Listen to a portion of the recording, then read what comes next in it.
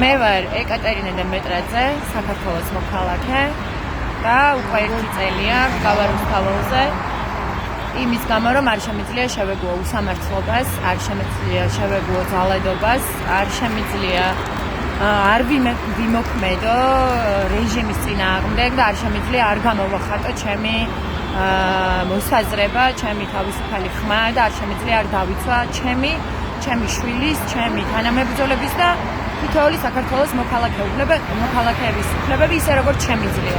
დღეს სამწუხაროდ მხოლოდ ეს გზა არის, რომ ვიდგე აქ და ვიდგები ბოლომდე, სადამდეც ეს შესაძლებელი იქნება. ხვალიდან ალბათ აგვიკრძალავენ ტროტუარზე დგომასაც და ვნახოთ რა მოხდება. თუმცა ჩემთვის პირადად და დარწმუნებული ვარ, რომ ძალიან ბევრი ადამიანისთვის, ვინც უკვე 1 წელია აქ დგას და მანამდეც იყვნენ, მაგრამ ბოლო 1 წელია ყოველდღიურად აქ გავართ. ვერ დავიშლებით და წნარად ვერ წავალ სახლში. ყველაფერს რო თავი დავანებოთ მარტო იმიტომ, რომ ჩვენ გვყავს სინდისის პატიმრები, ადამიანები, რომლებიც აბსოლუტურად უსამართლოდ ცხედან ციხეში და არ ვიცი. ჩემთვის აქ დგომა პირველ რიგში მათი გამხნევება და სოლიდარობის ჩვენება არის ყველა ჩაგრულის, ყველა რეპრესირებულის და უსამართლოდ დამწდეული ადამიანის, ამიტომ აქ ვარ და ვიქნები სადამრეჩევად.